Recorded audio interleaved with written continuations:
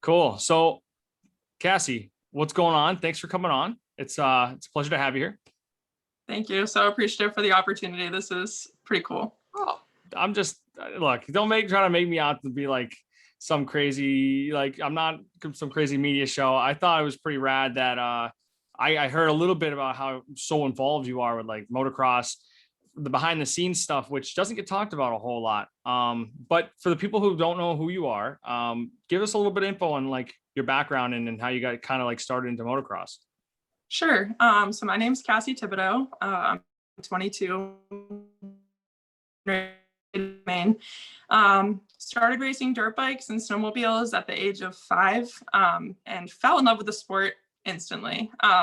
Made some really great family friends throughout the ranks and built really good relationships with my family itself. It brought me and my brother a lot closer together, being able to grow up racing. And I started college in 2017 and had to make the rough decision to kind of hang up the helmet for a little while. Couple reasons. One, just the financial burden of trying to pay for college and making racing happen at the same time wasn't feasible, but also trying to go to nursing school and didn't want to let a motocross injury affect the success of college. So Yeah.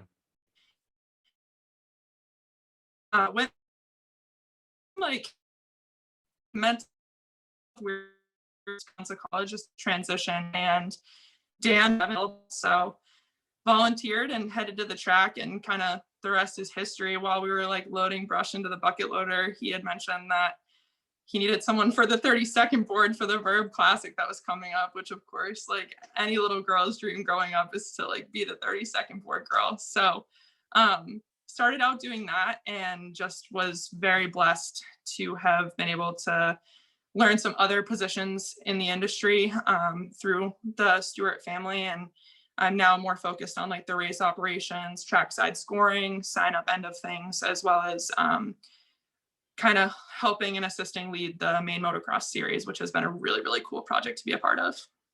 Wow, that's cool. So you're pretty heavily involved with that stuff. I mean, I can't help but notice all of the awards on the wall. That's definitely badass. That's cool. We were kind of commenting on that before, that like my wall is just a wall, and it's like it looks awesome. Your room is awesome. So you've obviously, those back up your story of you racing and being involved in motorsports, whether it's snowmobiles or dirt bikes, for a long time. So that's cool. That's pretty cool. And Thank you. Yeah. I mean, I got to give some of the success to my brother. That's him too, but that's our okay, first snowmobile we ever raced right there. So okay. definitely some good memories sitting in these walls. Oh, that's awesome. That's I ended up taking off a lot of the like trophy. I had like some of my first like 5 years of racing trophies on like a mantle for a while, and then I moved and I just like left them in a box. I it got to the point where like it sounds bad, but I just stopped taking trophies home this year, like plaques and trophies. I just kind of leave them at the track. Sorry, guys at the track, they spend money on them, but it's like I don't have room for any of these. And like if I end up getting like a fourth, I don't know. I'm at the point now where I'm almost going to go A. I'd rather just not take a trophy home and get paid for it instead. But I haven't competed in a while, but I think I could be approaching that point as well. I like fear the day that we have to pack this room up. This is actually at my dad's house.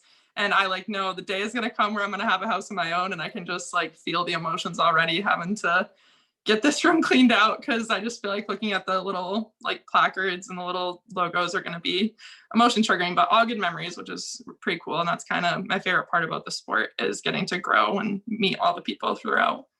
yeah, I was going to say, like, for me, like with the trophies that like are like when I picked them up, I'm like, yeah, this one's really cool. And then I'd pick one up and be like, and you start making a pile of each. And it's not as bad as you think. It's just, yeah, as you get to a certain age, you're like, all right, cool, I got a third. Like it's I'm happy, I'm grateful for that and everything, but like, I don't have room for this stuff. But that's awesome. So being involved with the Maine motocross series, that's a fairly new thing, isn't it? Yeah. So the first season was in 2019. It was a 5 and we did to provide an affordable entry-level series that was based here in the state of Maine. Really wanted to invest in the youth of the sport. It was, the classes were getting smaller and smaller, and I know it's expensive to ride. I mean, just to own the bike is expensive, and never mind the maintenance and races and things like that. So we just wanted to provide something here in the state of Maine to get a try without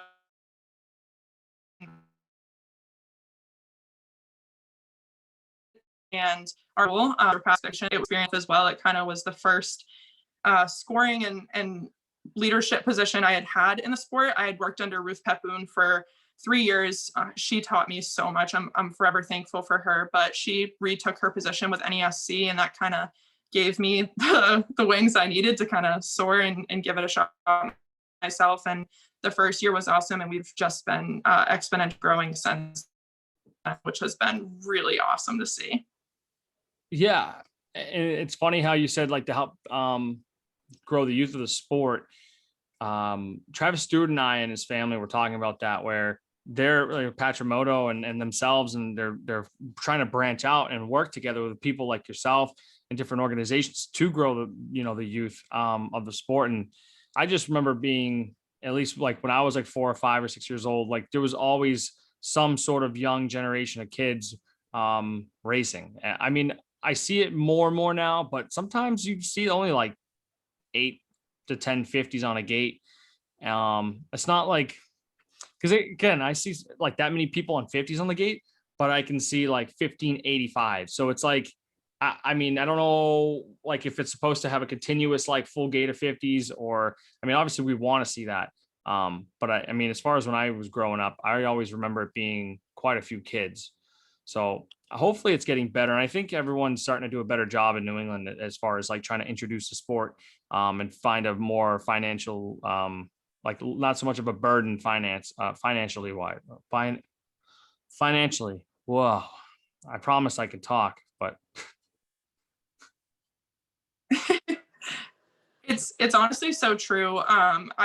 Even every series, I mean, Winchester's got their series, it's booming with youth, and I think it's really awesome to see. I mean, kind of even looking transparent, comparing like Maine motocross in 2019 to now. I mean, we had our season opener about a month ago now, and our 50cc open class had 35 bikes, and that was something I hadn't seen except for like a big AMA race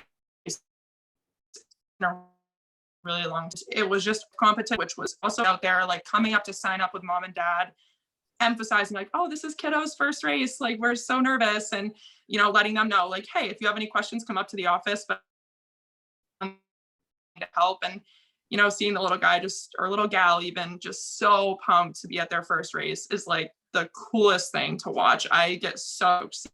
And mentioning Travis Stewart as well, I mean, like this past seeing little Travis get his first AMA #1 plate, it's just like, I don't know, there's nothing like that. And I was lucky enough to be in the trophy building to see some of the youth pick up their trophy,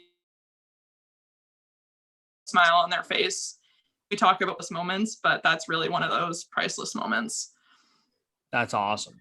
Yeah, talk about like putting all that work into a series and things like that, and knowing what your goal is, and you get to see people actually come in, new people, new faces, things like that into the series. That's awesome. Yeah, I did get to see that little Travis got a #1 plate, which I'm jealous. I don't even have one. So, I mean, cool, whatever. But no, I'm happy for him. That's awesome.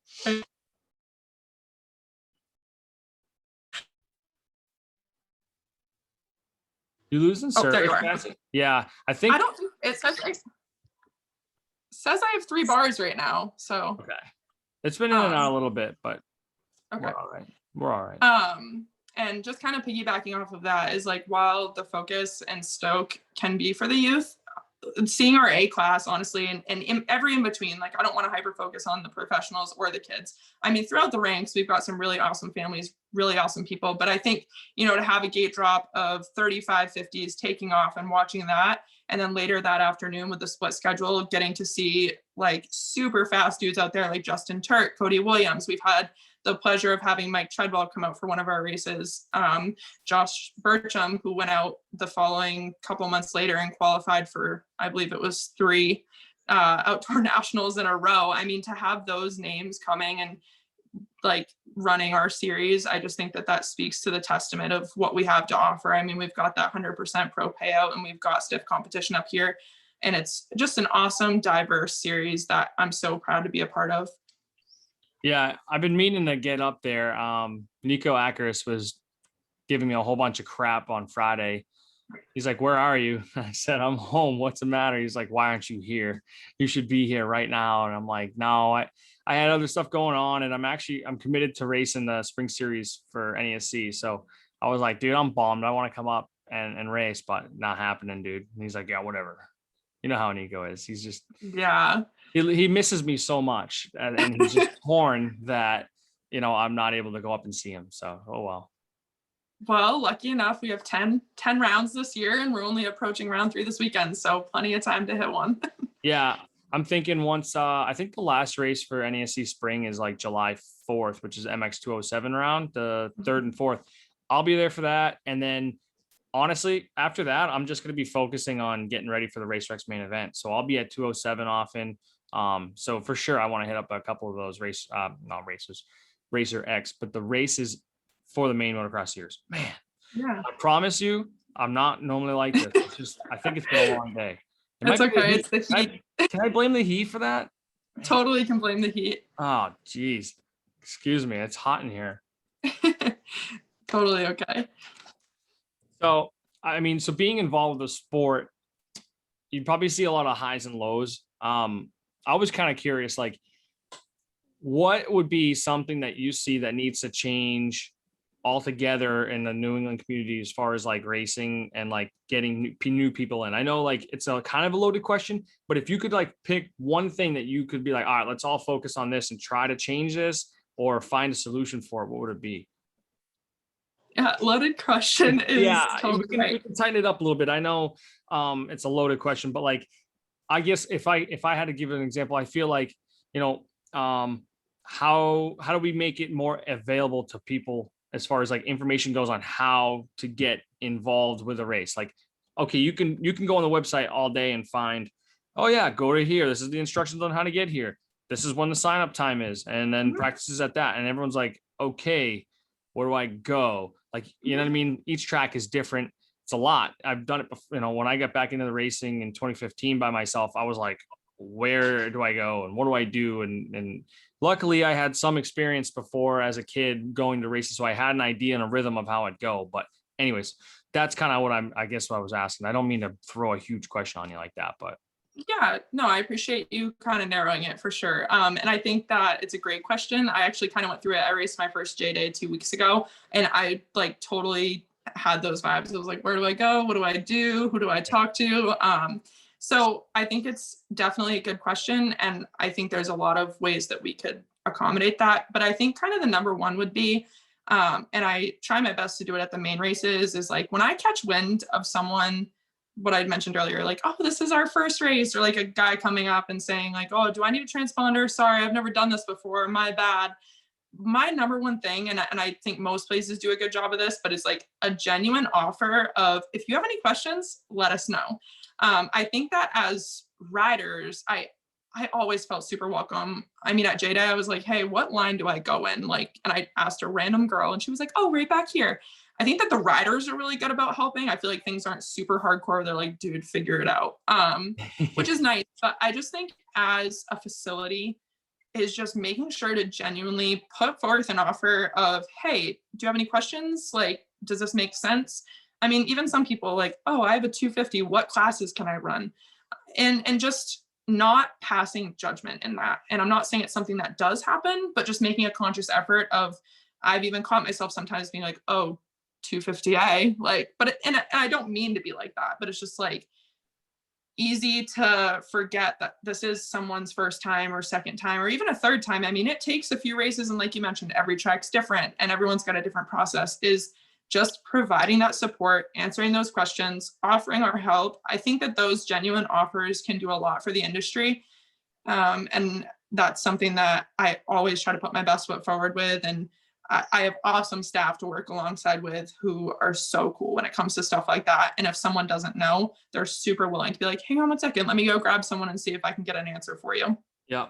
I think that in itself is a step in the right direction to making that new group of people feel super welcome, and is more likely to get them to pass along. Like if they have a friend that is interested, being like, oh dude, like they're so cool, like just come on, like I'll show you between them and us, like we got you. Just a genuine, like genuine is kind of the word. I'm too repetitive with it, but making people know that it's a true offer and that it's always there. And I think that it's not overused by any means, just gets people comfortable. Yeah. One of the things that I've kind of learned, and that's, I think, is important, that kind of goes along with that, is that like, if you see something, say something, right? So like, if you see someone clearly lost, be like, hey, like that track, or like, oh, that gate or whatever is XYZ. Oh, all right, cool, thanks. Because I've seen it before where someone's like looking around and you can clearly tell they're like hoping someone comes up and goes, hey man, need a hand. We all got to remember that like we were that guy at one point, whether it's motocross gear. Like I see people without the right kind of gear a lot. I'm not going to be that jerk. That's like, I don't want to be that guy that's like, look at that guy's helmet. Are you kidding me? Like that thing's 20 years old. I should be like, hey man, like, I don't know what your budget's like. It's not my business, but like, I really recommend like wearing something different, because like a lot of things can happen with the sport. It's dangerous. Educate people, right? So it's just a matter of like us putting our egos aside and remembering that that was probably us at one point, whether we like to admit it or not. I'll admit it. Like I had certain gear that I had no business being in 2015 when I got back into dirt biking. And it was like, I look back now and I'm like, holy crap. Like, why would I ever get in that? No one ever told me anything different. No one said a word to me. I'm lucky. Like I had one of those old Liat neck braces. The thing was like this long on my back. I thought that was cool. I thought that was fine. Cause like when I was 15 years old and I was still racing, everyone had those things because that was like the new thing. And when I got back into 2015, go back almost like 12 years, 11 years. No, I'm sorry, 7 years, 7 or 8 years. No one really had them. There was some like newer Liats and things like that. But anyways, what I'm trying to get at is like, I guess if you see someone struggling at a sign up, help them out, say something. Remember that like we would probably want the same thing if we're there. I've been in that position before where I'm like lost and I have to like ask 10 people how to do something. And it feels like a bother, but most of the time everyone's pretty good about it. Yeah, absolutely. And are you familiar with how the Maine motocross schedule runs at all? I mean, our actual race day schedule, not our season schedule. I looked briefly at like the paper or like the schedule, and I thought it was pretty interesting. So basically I could show up to at like 11:30 and get ready, sign up, and I can race at like, I think, if I correct me if I'm wrong, I'm probably wrong, but like, I don't know, noon or 1:30. Yeah, so that's exactly it. So that would be like our schedule A schedule, which means that the youth show up in the morning, they go through their sign up period, they race their 2 motos. They have like 9 motos with all the youth classes. We do race 1 through 9, 1 through 9. They're done for the day. It's over. They can go home, they can hang out and watch big bikes. Whereas vice versa, if we run schedule B on a different weekend, the kiddos don't have to show up till 2 in the afternoon, and mom and dad can work in the morning if they need to, or get the bikes ready, whatever is needed. So kind of piggybacking off of that, welcoming people into the sport. It's not always the beginner, and that was kind of an eye-opening experience for me.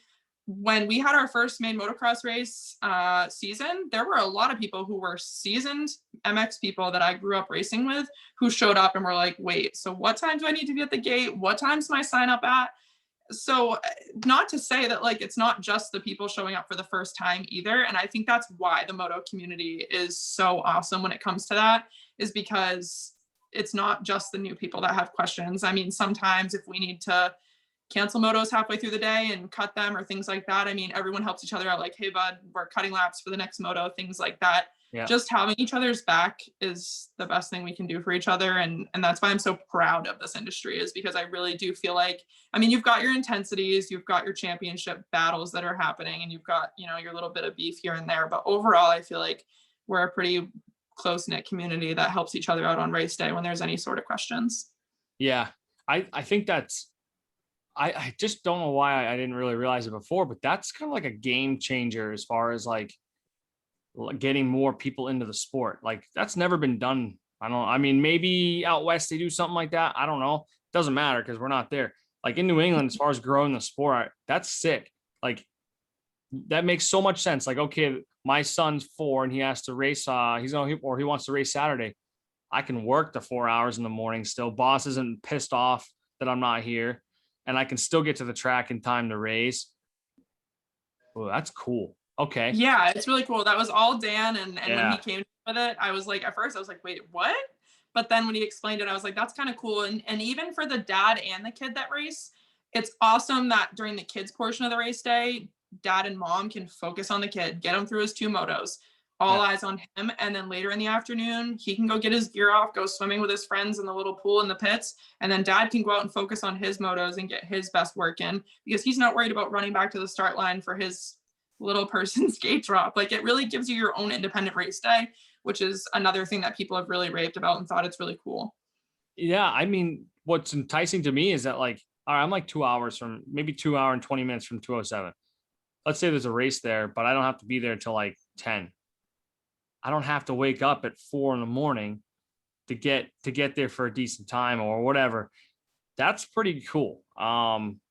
It's almost like sort of like the J Day, right? Where like J Day, you know, if your moto's at a certain point, you don't just show up until till you're maybe 2, 3 hours ahead of that or before that moto. I do like the classic way of doing it though, just for nostalgia. Like just like you get there early, have a cup of coffee, walk the track or something.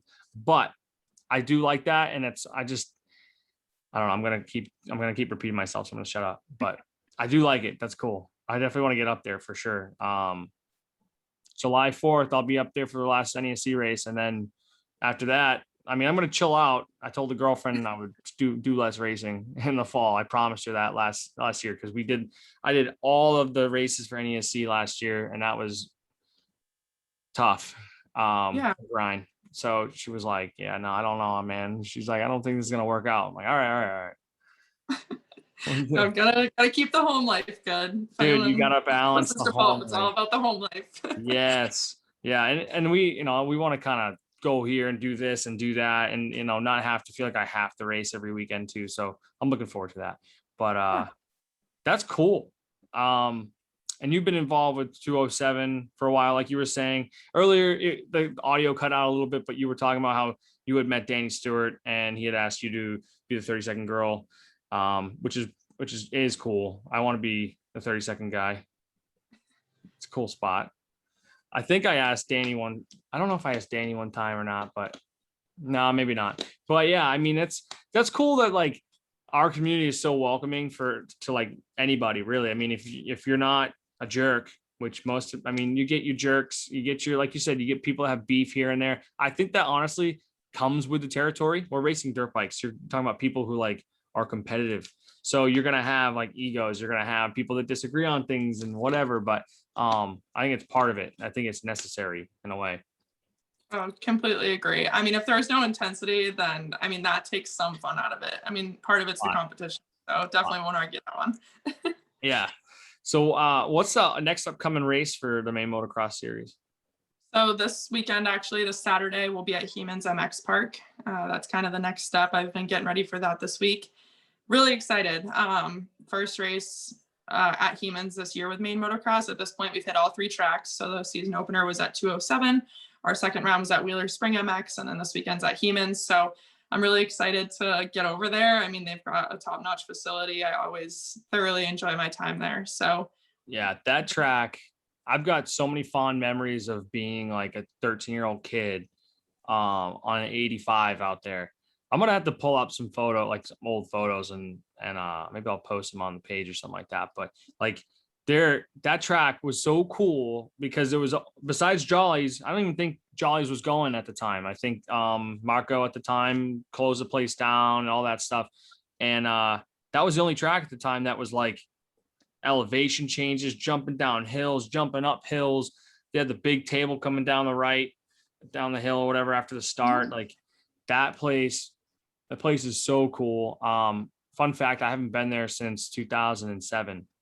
Oh, you're due. You're due I'm for sure. so due. It's funny, like we have a place in Maine up by Rangeley, so another 2 hours from Mino, yeah, Minot. It's got it. Everyone does it their own way. So I figured we it's call it in Maine, we call it mine it, but I also think Minot. that we sometimes roll the end of things a little different than the average. So Yeah, I didn't know if the T's silent, whatever, but I know when I go by, you take a left at Roy's All Hamburger or whatever steaks or whatever. You take a yeah, left. That's all I remember. You take a left and you go that way. Or if you go straight through Auburn and go up to like Mexico and stuff, you keep going through there and that'll bring us to where we go. But so like I yeah, and always, Mexico is actually my neck of the woods. That's where I am right now. I'm actually in Rumford, so oh, no very kidding. familiar with that area.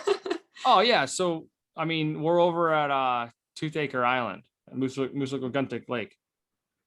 That's right up here. Yeah, it's an hour from there, I think. Yeah. Um, it's so like I go by there and I'm like, man, like it's not a bad trip. I should just go up there and plan it. Like go up on a Friday, sleep there, whatever. You know what I mean? I could just do something like that. And I just gotta go. I haven't been there in forever. Yeah. Um, A nice spot. yeah, absolutely. I just think like we're so spoiled with tracks out here. And I was talking to Robbie Good on the last podcast, and like everybody like bitches and moans about certain things and this track and that track, and I'm like, like I'm guilty. I've done it. I think we've all done it here and there, but like we have so many tracks that are open that like don't even need to be open. There's certain places there's like in 100 miles there's 2 tracks and it's like $40 to go race or even more. I've heard of like $50 to go practice sometimes at some tracks, and it's like Mhm. okay, around here the average 30, 35, sometimes it's 40, but like we have so many choices. I'm in central Massachusetts. I've got Crow Hill, Jollies, Winchester, MX23, Central Village if they're racing. I'm not a member down there. Wareham, Middleborough. Are you kidding me? 207 and Hemans aren't far. I mean, the farthest ones are 207 and Hemans, but it's just like, we don't have anything to complain about, really.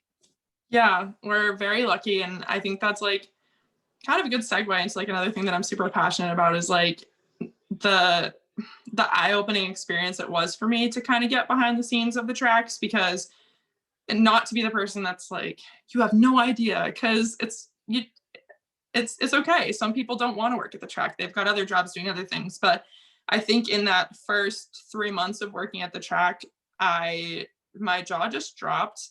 I did not realize the work that goes into making an event happen.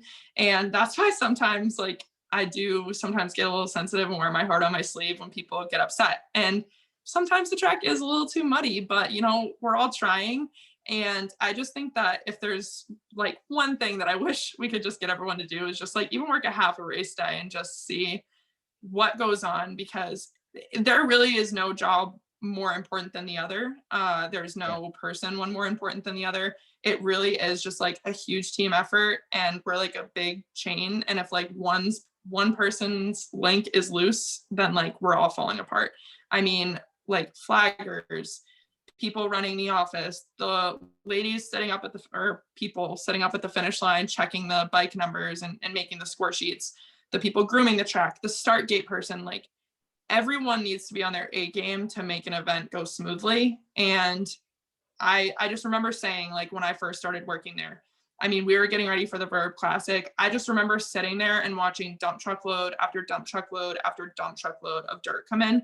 And while I didn't know prices, my dad's been in that industry. My dad's a logger and does excavation. I mean, I remember what he charged or was getting charged to get his woods roads built and things like that. And I just remember rattling off the math in my head and being like, damn, it's only Wednesday. Like, if this is where we're at Wednesday with this much of a cost, like, where are we going to end up? And it just was such an eye-opening experience. And I actually remember making like a Facebook post the following like week and just saying that I couldn't believe it. And I'm just so thankful at 207. I have so many great coworkers that have made it such a pleasurable experience, and amazing bosses and track owners and just everything. Like, everyone tries their butt off. And that's why sometimes it's a little discouraging to hear the bummer comments, but also I feel like anything else in life, you always hear the bummer comments and those are what get you. But what I've really, really tried to fixate myself on, especially recently, is it's like on Yelp. Like nobody goes on Yelp to write like, great steak at this restaurant. Everyone goes on Yelp to tell how long they waited for their table and that their fries were cold when they got there. And I feel like it's the same in the moto industry. Is like, you always hear about people that are bummed that it rained or things like that, but there are 10 people to that one that are just so pumped that the weekend happened, had a great time, got to spend time with the people they enjoy spending time with. And I just like try to hyper fixate myself on those people. And that's what keeps all this going, is the people that are just pumped to freaking ride their dirt bike. That's the best person you can ask for in the sport. Yeah, no, that's so important to note that like, it's so easy to fixate on that one bad comment and think that that's everything, right? It's one person who just has to like complain. That's what they do. Like they don't feel good here and they just kind of let it out. And that's just there's a lot of people like that. Unfortunately, that's just how some people are. But like you said, you could have one guy that says the track's watered too much. And then you could have 10 people that were like, yeah, it was a little muddy in the morning, but the track's amazing now. And it's like, yeah, everything's by design. And I got to see that. I don't know, man. I think it was 2019 or 2018. I don't know. I was hurt. Danny Stu asked me if I wanted to announce for one of the NESC races. And I'm like, yeah, what do I have to lose? Sitting up in the booth and calling the races and seeing that stuff. I heard some of the radio chatter and like those guys are constantly doing something, constantly watering. Hey, I need you over here. Okay, I need you here. Hey, did you do that? No. Okay, I'm going to go over and do blah, blah, blah, blah, blah. There's literally nonstop. These guys don't stop until maybe intermission. They take a 10, 20-minute break to eat and take a seat for 20 minutes. So like, I got to see, I don't get to see all of it, but I got to see a piece of it that one day. And it's a one big machine. If one, like you said, if one chain link breaks, it's tough. It can be a difficult thing. I kind of like look at it in my brain as like you have gears, right? And if they all work and then nothing's broken, nothing's shipped, they all work fine. But one thing stops, everything stops. So we just take these tracks for granted. I think what happened was I was talking to Robbie and I was saying how everybody's bitching about having to push bikes, and I went on a rant and I used some colorful language, but I was just like a little upset that like, I get it. It sucks, but these people go through so much just to make it happen, the track happen. And then people act like complete dingbats and just try to, ruin it for other people and then complain about it. And it's like, well, you're the problem here. And we have these tracks that don't even have to open up. They don't even have to. Some people, probably have to. I don't know what other people's situations are, but it's a business at the end of the day. And, they could shut it down and not have to deal with our crap, dude. So anyways, I digress. Yeah. I hate to like bring up the dreaded COVID. Like, I don't even like the word, but I know for myself, like that was the biggest eye opener in the world. Like that period of time for 3 months where not a single track was open and we were all just sitting home with our bikes, or not me with my bike, but everyone else. And like when things started opening up, people just went through this phase of like, oh, this is so glad to be back riding and things like that. And it's like, I think we quickly forget how, things could be taken from us. And that's not to hold it over anyone's head. We're just as lucky. Like, the riders are lucky that these tracks are open, but these tracks are just as lucky to have riders that support them and show up and are just pumped and want to ride and support these races. And everyone's just lucky. We all have each other, and it always circles back to that, like that dynamic, that tight knit community that we support each other. Tracks have each other's tracks have the riders back, riders have the tracks back, and it's just such a cool deal. Yeah, I agree. I think quickly we forgot that just last year everything was shut down, and then Jolly's opened up, and some of the tracks in New Hampshire and Maine were open because it's just a little bit more relaxed up there rather than Massachusetts where they locked everything down forever. Everyone quickly forgot about that, including myself. But I do remember the first time going back to Jolly's, it was pretty cool feeling. It was just like, man, all right, cool. Like we're kind of getting back on track here. And that was over a year ago. Yeah. So it happened to me this weekend for the Maine State Championship. It was 100 degrees, so humid. And I just remember sitting in the office and being like, this sucks. This is so hot. It's ridiculous. It's humid. And then I had a moment and I was like, but wait a minute. Like last year we didn't even have a Maine State motocross championship because we couldn't. So I was like, okay, get your crap together, turn the AC up a little bit higher, drink a water and you'll be good. That was like a tough period of motocross. And I'm just so thankful that we're finding that normalcy again and getting back into the groove because man, it's just a cool thing to be a part of. Yeah, I agree. And I'm glad that the sport really didn't seem to take a big hit from all of that either. So like, I feel like with that influx of new riders and bikes being bought and all that stuff, there's new riders to come race a series with, and a lot of younger kids probably riding dirt bikes now, and parents getting involved and learning about motocross. So as much as it was a negative, it's a big positive. So it's good. So you had said that you were in a medical field. No, forgive me. You said that you went for nursing, correct? Yes, that's correct. I just graduated. Yeah. I graduated May. I don't even remember the day now. May 5th, maybe. That's beginning awesome. of May. Congratulations. That's a big deal. Thank you. Yeah, that was definitely a cool milestone of life. Yeah, and now, so are you fully involved in a hospital somewhere? Like, what do you do for like your personal life as far as work goes? Because I know we just went over like you at the track, but like, what do you do for personal stuff? Yeah, so actually, I'm not in a hospital yet. So as of May 5th, I was eligible to sit for my Maine State boards, which is what makes you legal to enter the field. I still haven't picked a date yet, just because I'm apparently a chronic procrastinator.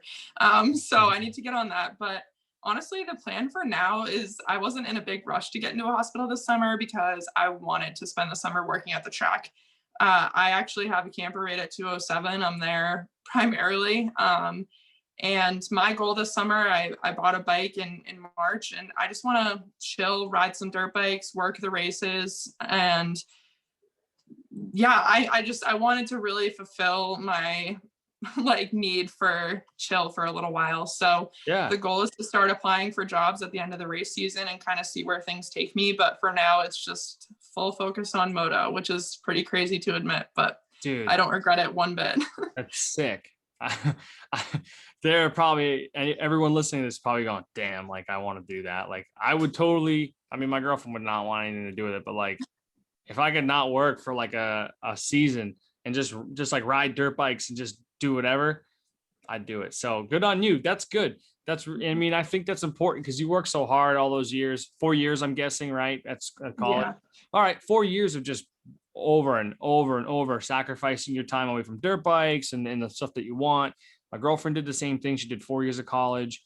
That was a grind for her. I was there for all of it. So same thing. Like you go, you know what? I think I'm good for a little bit. And you take a break, find some time for yourself. I never did college.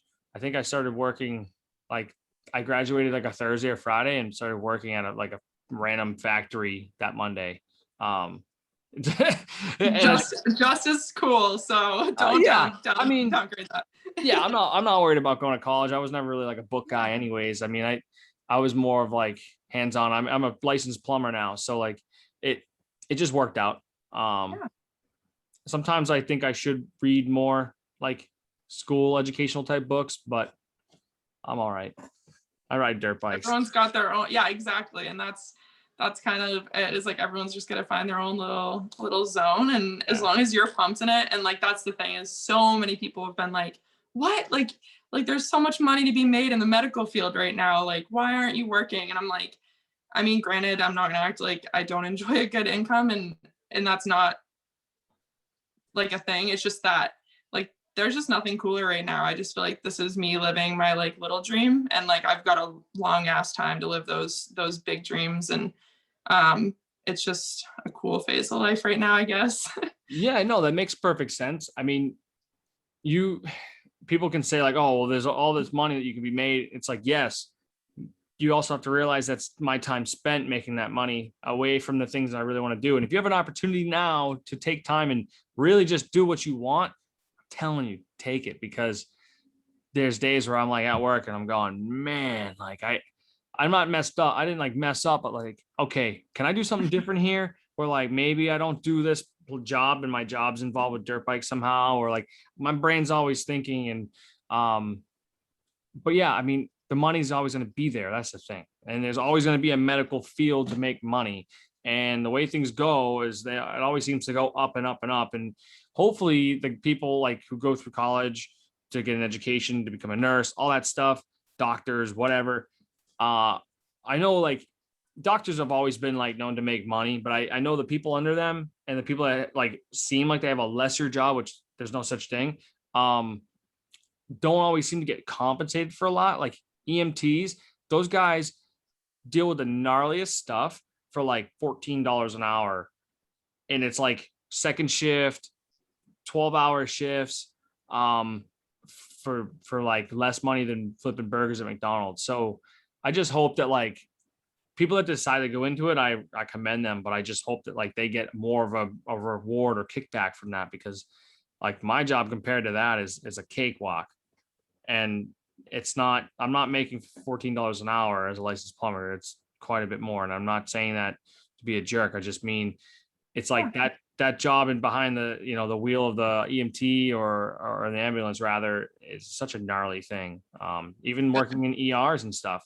I know a guy who, friend of mine who was like EMT slash like he's certified EMT, but he was going to hospitals after his day job for free to get his time in the ER room in order to like go get a certification or something like that. So he's like working 14, 16 hours a day and he's going to the ER room working for free. And, I'm like, what?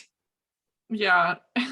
It's definitely tough. And I mean, that was part of the curriculum in nursing school too. Like from, middle of March until May, I was doing 12-hour overnight shifts on a cardiac floor absolutely for free. Like, and at the same time, I was lucky enough, because I mean, it's like still got bills and stuff during that time. So I started working at a local motorsports shop, Ravex Motorsports, and they were so rad because this was kind of before the moto season had started. I was like in this in between of I need a job, but I can't commit to 40 hours a week. And I was lucky enough to have a friend refer me to there and was like, hey, I let them know you were looking for a job, and started there in November, and kind of was just working part-time. They worked so rad with my schedule. They were so laid back, got me hours, and my schedule was ever changing and they just rolled with it. And I'm still there this summer as well, which is like a whole other side of the industry that I've been so thankful to kind of see and be a part of. And especially right now where like everything feels like it's out of stock, and trying to support the industry when like there's no Dunlop MX-33s on this planet apparently, and trying to hook riders up. So very lucky to have them as well. Very thankful. They were a pivotal part of, finishing up nursing school with success, and thankful that they're still working with my schedule now so I can be both at the track and working there with them.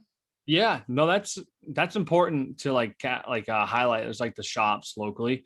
I'm big on that just because I've been able to see some of the back end of that, and like it's hard. And then like it's kind of like hurtful for me. Sometimes I'm not hurtful. I don't know what the word for it is, but like sometimes I'll see people like go get like these sponsorships through internet sites, or they get this discount code they use all the time. And it's like, I get it.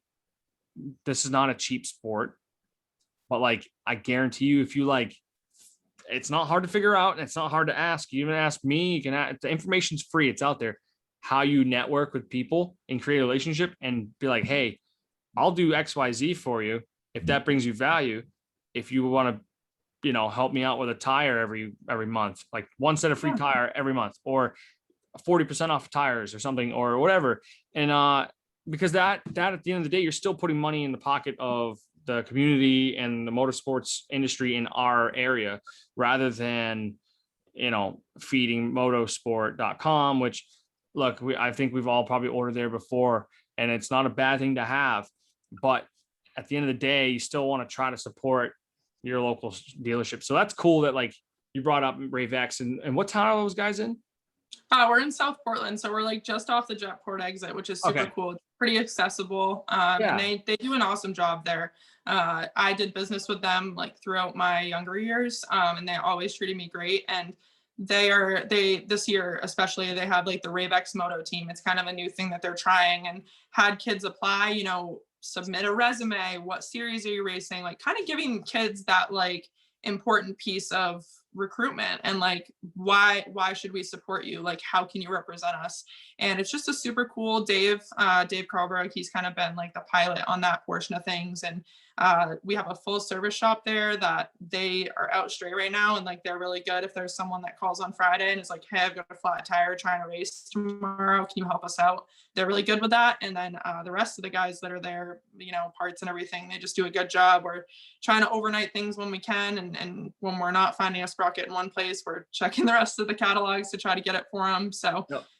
Really cool place. And kind of piggybacking off of what you said about like supporting local is something that the shop just did, was held like I don't want to call it a competition, but basically they posted a photo of a local company who sponsored a new Fly Formula CC helmet. And the pitch kind of was, submit a kid that you know that doesn't have a super safe helmet on their noggin, and tell us why they deserve to win this helmet. And it was a $450 valued helmet, and they took in a bunch of qualifying riders, and it was deliberated between everyone there, and they chose a rider who was repping a helmet that was kind of duct taped together and was in rough condition, and got him in a brand new Fly Formula helmet that's going to really be a better, safer option for them. And I just think that, you know, you're right, motocross, BTO sports, the industry is rad. I'm never going to talk down on anyone, but not very often do you see them supporting a little 6 or 7 year old kid that needs a new helmet and things like that. So completely agree with you. And I think the more that we can do to support local is the best thing we can do for the industry. Yeah, I agree. I think personally, I mean, I'm stoked that like local shops are doing it first, right? Doing things like that, helping support the young generation of the sport and helping it grow, right? We keep talking about that. Seems to be a theme, right? But like why isn't Fly getting involved in doing stuff like that? Maybe I'm wrong. Maybe they are, but I don't see it. You know, some of these big corporations have a budget where they could probably do something like that, where they're like, hey, you know, we're going to pick 10 kids out of all these entries or whatever. And like, we're going to help these kids out because not everyone has the money to just have the sickest, safest gear. Mm-hmm. So I think that's rad that like locally we're doing that, because that's a big deal. Now that you're talking about it, I think I did see that. And one of my I'm guilty of is that like I spend way too much time on Instagram, that like I end up just doing this. And I think one of my solutions that I'm going to do is actually just like get off my personal account and like just keep my podcast account. And then that way, like I just see what I need to see and support local and like share stuff that's rad like that. And then it's like, I'm not seeing double. I'm not going to different accounts and stuff because it's so easy to get sucked into that crap. And it's Totally like, true. I think everyone can relate to it. And it's not an easy thing to just kind of like get rid of. I've probably talked about this for I don't know, I'm a year now. And it's like, okay, dude, like you got a problem. Like if you can't get rid of it that easy, you need to do something. So Yeah, TikTok is my like deal right now. I could spend a day on TikTok and not even bat an eye. But yeah, yeah. my That's girlfriend, why, same thing. She'll yeah. sit there and won't even realize it's been an hour. And I'm like, babe, you know, it's been like an hour, right? Like you might, you know, you want to come outside? I don't know. Like the sun's out. Do you want to, you want to check it out? So it's okay. We're all kind of similar in the sense that we all kind of do that. But anyways, what I think the solution is like, so at least like with my platform, it's not very big, but I would like to at least try to do that more often. Like Justin Allen is a good buddy of mine, and a lot of people rallied behind him because I think there's some promising stuff coming down the line for him. I hope anyways. And he's going to the regional this weekend, and he's got fresh gear, fresh kit. And I shared the post, and it's like, all right, I want to do more of that, where like, I want to share, like I highlight people on a podcast, but if I can't get a podcast out consistently, which has been tough lately, why not like try to spotlight people on the Instagram? It's easy enough. I'm spending all my freaking time on it anyways. So if I drop my time off of Instagram, I might have more time to do a podcast. Right. So while I'm there, let's do that, you know? And so I feel like that's going to be something I'm going to change up. But like, I think it's pretty rad that shops like to get involved locally. It's just tough for some shops because they can't like give a lot of things out, and there has to be some business wise, there needs to be an ROI on it. And it's tough to find an ROI on such a small margin type business where it's like they only get $8 for that part when it's a $20 part or whatever it is. So it's tough. Obviously you understand that because you're working at Rave X. But like working with Motorsport International in Auburn, I see some of that back end stuff. I talk to the guys there often. Those guys are huge supporters. Like that's another thing too. Like if someone's listening to this and you're in that area, go support anyone, right? I'm not kind of like, don't go buy these guys, don't go for these guys. But like, if you're going to pick a shop and you want to work with somebody and create a relationship, dude, Motorsport International does a fantastic job of taking care of guys that like show that they care. If they can show some sort of ROI on like pushing their stuff. I was much better at it a couple years ago. I just haven't been doing a lot of it, but like, it's not that hard, really. You just consistently post stuff on your Instagram. Don't talk about like yourself, but like bring up why you have that gear and why you like it and why Motorsport thought it would be cool to give you some or whatever. There's so many different examples, but I just think like the more we do this stuff and team up together with other people, Travis Stewart is doing a lot. Like, he's doing a pretty good job, and little Travis's Instagram account is huge, and they promote a lot of like that, bringing the new generation of people in. And in the podcast that we had done, he was saying that he gets messages all the time from like parents going, "Hey, what's that motocross vest? Like, how do I get one? Like, what should I have it? Should my kid have it? Like, is it, and like they're like, it doesn't seem to be doing, okay, great. He's got this following, but like it's educating people, whether you see it or not. It's on the back end of the whole thing. And it's just cool that like we have a lot of people like that in this community. And a lot of it, so like yourself, you seem to be very influential as far as like posting things about what you're up to with Maine motocross events, working with Rave X, just in general. Like a lot of people seem to follow your Instagram account, and it's like you have that platform now where it's like, guys, like local is the way to go, and it's working, and like we can help grow this sport, whether some people want to or not. It is growing, and I think the more people that get involved and help the shops, because the shops are really what keep everything going. If you think about it, no shops, no bikes. Where are you gonna go? Motorbikes Plus and Maine. I'm sorry, New Hampshire, northern New Hampshire, I think. Yeah, I'm terrible. Those guys, I see their bikes all over the place. Stoked. That's great. That's so sick. Like, it's so sick because it means that more and more people are riding bikes, and those guys are helping people get on bikes. So it's just like, I get stoked on that shit. Me too. And kind of going with that return on investment that shops are going for as well. And I just think an important note is like not necessarily just the Instagram post with like, hey, thanks to Motorbikes Plus for the awesome bike, is like something that I really like to see, and I feel like is becoming more and more popular, is not only representing that brand well on your Instagram post and tagging their handle, but also being like a good leader at the track. I'm a college athlete, or ex-college athlete, I should say, graduated now, but one of the things we used to emphasize was represent your school, represent your team, and represent yourself with utmost pride and responsibility and kindness.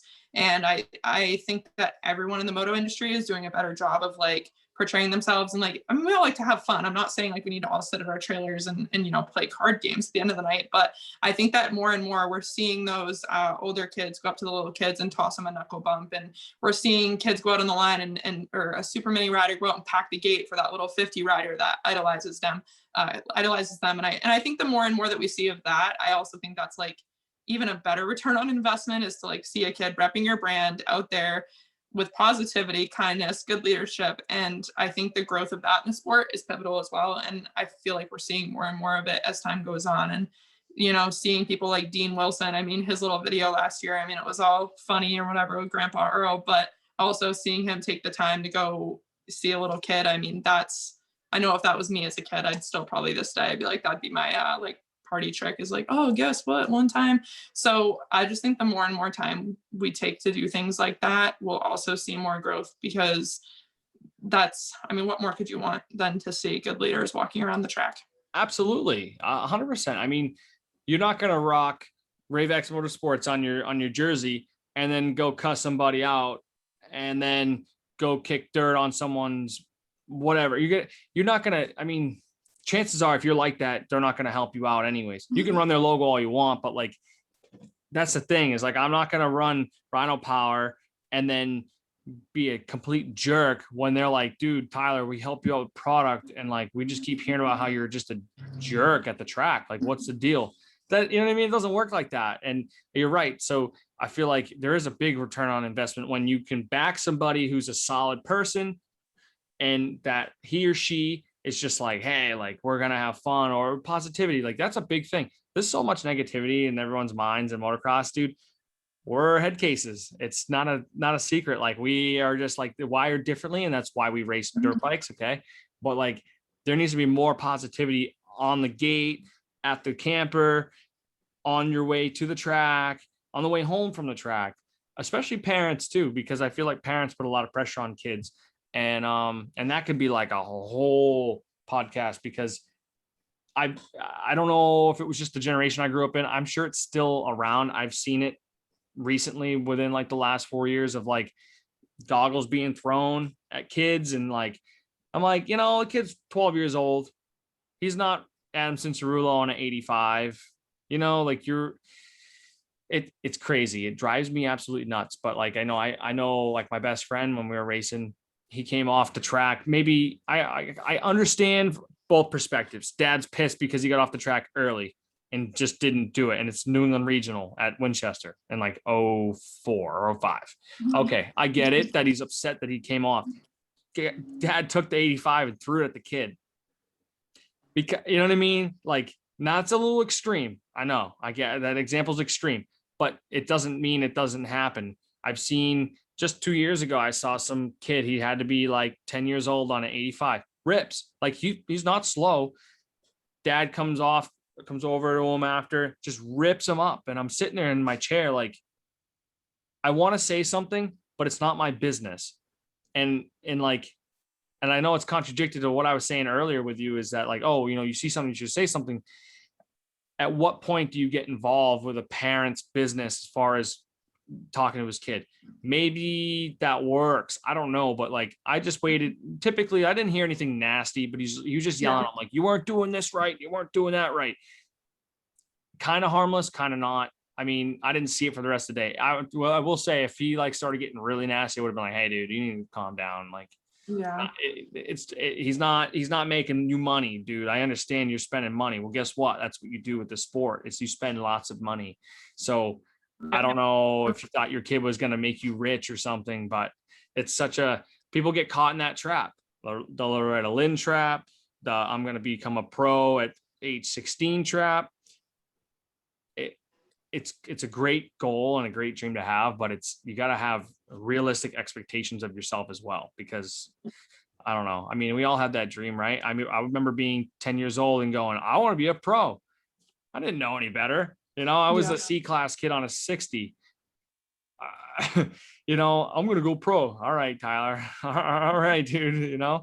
Like, you let the kid have that dream, but I don't know. It's just, I was saying this on the last podcast. Sometimes I go on these rants and I don't know where I'm going with it. But anyway. No, it's totally no, everything you just said was so valid, and it's a good rant. And sometimes I worry that I've like lost my intensity, but I'm just like at this phase of like, it sounds so corny, but like, I just hope everyone has fun. And it's a little bit, a little bit soft, but also like, just gosh, I just want to see everyone go out there, enjoy their time. Crashes are going to happen, injuries are going to happen. My dad used to get frustrated and be like, you literally let someone pass you in the last turn, that if you just would have pushed a little bit harder for 2 more seconds, so that's a top 5. And I'd be like, whatever. And he'd be like, no, it's not whatever, like, you're better than that. So yeah, there's always that fine line of riding of like, instilling goals in your kid, but also being realistic about it, and just let your kid have fun. And that's, I always circle back to that. Like, the intensity will come with age. I feel like the kids will come into it. They'll ride the way they want to ride, and just support them until they hit it. And that's that. Yeah, I agree. And no matter like if you're 8 years old or if you're 48 years old, I think that like, if you take all of your expectations away and just make it so like, my goal today is to have a good time. Obviously you can set a goal and things like that, but I think when you make it a priority to be like, to have fun, you will do a lot better. It worked for me anyways, where I stopped having expectations. I stopped worrying about other people and all that stuff. And I had way more fun racing dirt bikes than I did the previous years. So I think more people can take something from that, where it's like, don't get so serious, man. Like, I get it. We're all competitive. I am too. There's times where I come off the track upset with myself, but I have to like get over it in like 5 minutes. Otherwise, it's useless. I might as well pack up my bike and go home, because it's like, you pay all this money to go race. You just got to make sure it's fun. Like, why else are you doing this? You're not making money unless you're getting in the pro class, which if you're in it for just making money and you're not going to have fun, you just want to make money, it's kind of silly in the first place. I would say probably no one's doing that. My opinion anyways, but like, it's just a trap. Like, you can get caught in that negative trap with things. And I just think it'll get better as long as more people are like aware of that. So Yeah, that's sure. why, I mean, I try to talk about it with people at the track, but like, at least on the podcast here, if I get 20 people to listen to it, like maybe they're like, you know what, I won't be so negative at the track, because he's right. Like, I should be just going to have fun. I should be focusing on have Yeah. fun. A lot of people talk about that anyways. It's starting to become more of a thing now, where it's like, I don't want to go race. I want to go have fun. Yeah. Go ride your dirt bike wherever you want. That's the whole point. Yeah. It's never meant to be like a serious thing. So anyways, I digress. Another rant. I can talk. Can you tell? Hey, you're in the right industry, I guess. Yeah. Sometimes I need to have more of a direct focus on what I'm trying to say and then just shut up. But sometimes I just keep going. I'm the same way, so I can't say much. It works out though. You're right though. I mean, I could sit here and just talk to the microphone to myself. It's like, it's kind of crazy how that works, but it's good because I don't talk a lot during the day at work sometimes. So, because I'll yell at you if you talk at work. I don't know if you knew that. No, don't want that.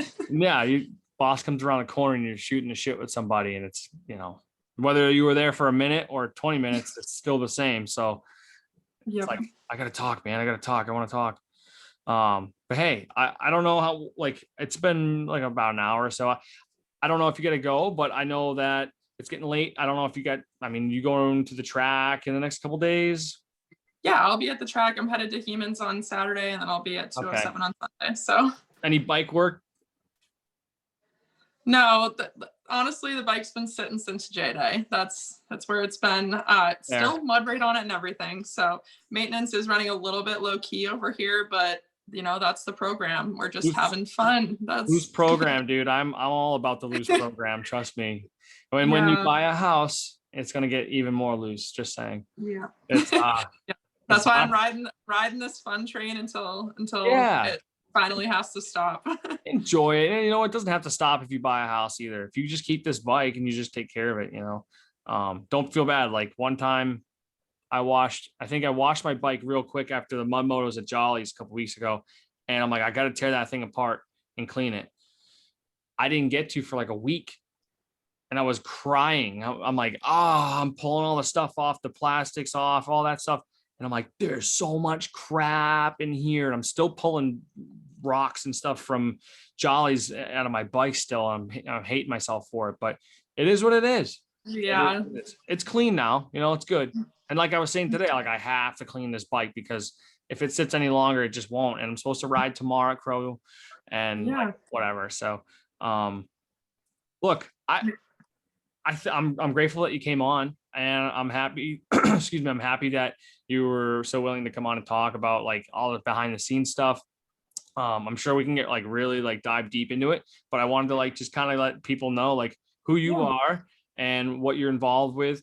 And I think that like if people aren't following you, they should check out what you're up to. You're definitely a nice person, obviously positive, and you want to bring wealth of people and help people in this sport. So if people want to follow you on Instagram, what's your handle? It's at Little Miss Moto. We've been holding on to that one for a while. So I really appreciate the opportunity. I'm not trying to steal the show by any means here, but I just do want to thank the Stewart family of MX 207. If it weren't for them giving me the initial shot, I wouldn't be where I'm at now.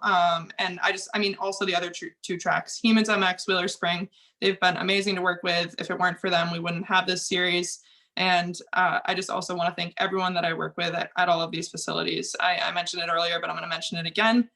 Nothing's possible without everyone, and I stand by that until the end of time. I appreciate everyone, and so thankful for the opportunities that I've been given through the years. And I guess that's kind of the last thing I have to say. And thank you, Tyler. This really was just such a cool thing to be able to do, and just so pumped on it. Hell yeah. I'm stoked that you're stoked on it. Cause like sometimes I get too much pressure on myself about like my show not being like a big show. And you know what? I think sometimes it's better off this way because it's more like to the core of like us out here in New England. And by no means are you stealing a show. I like it when people shout out people that help them out. And like that kind of helps me out too, because now people are happy that they're being talked about on something that where I do get sometimes a couple hundred downloads. So it's cool. It's great. It helps everybody out. And I'm glad that you're stoked to be here. I'll let you go. I'm just gonna keep ranting. I'm gonna keep ranting or raving and talking. So thank you so much for coming on. Shout out to all the people that help us out. I got friends too, like the Collective Experience. Dave doesn't pay me anything, but I love him. So we just rep him anyways. And, you know, Motorsport International, like everybody, CRT Throttle, big guy in our community. I said I was going to let you go. Sorry. No, hey, you're going to thank your people too. There's no judgment here. I know. I'm kidding around. Moto Tape, he's not necessarily local, but Mike Montella is a man and he's a good guy and he's helped out AJ Catanzaro quite a bit. And SUB Racing and those guys. And I mean, yeah, it's almost like a podium speech where like you forget people. It's terrible. And everyone else I forgot. Yeah, exactly. You can never go wrong with that one. It's awful. I feel like cringy sometimes. I tweeted it's like, about that. Yeah, like some of these motocross podium speeches, they're like Brenthal, Twin Air, and everyone else I forgot. And it's like, dude, you remember two people? Come on. Yeah, man. I like if there's one impact, like just not anyone else, like, and everyone else who's supported me to get here, and everyone else who's played a part in my success. Yeah. Get rid of the word forgot. You didn't forget them. You're just paraphrasing. You're shortening it up because the list is really long. So yeah. Hoosier Tire East, right? So you talked about Dunlop's not being available. We got Hoosier Tire East tires. Well, they're not really Hoosier Tire East tires, but Hoosier Tire East, Manchester, Connecticut has a buttload of tires. Good to know. Yeah, I know. We've been doing a lot of Starcross 5s. That's stock, pushing them, baby. It's a good tire, soft, it's grippy. It's kind of comparable, different, but a little bit like kind of comparable to a Hoosier. I can sit here all day and talk about them. I love them. I back them. If anyone has questions on them, ask me if you want. Even James Manny, he's been running for a while. I love them. Good tires. So anyways, not to take away from Ravex or anybody else, but if it comes to a point where no one can find tires and it's like stupid to order them offline, hit me up or hit up Dave Brown or Hoosier Tire East. They got tires. They're all about helping people out. We'll see what we can do. Yeah. Support local. We're back to that. Moto is booming in New England. And that's it. Yeah, a lot of people like to push back on it. But no, but this is a special sport that has changed my life, and I think it's changed a lot of other people's. And man, just thankful is an understatement. Hell yeah, dude! I'm buzzing. This is awesome. Thank you so much for your time. I really appreciate it. No problem at all. You have a great night. You too. We'll talk soon. Bye. See ya.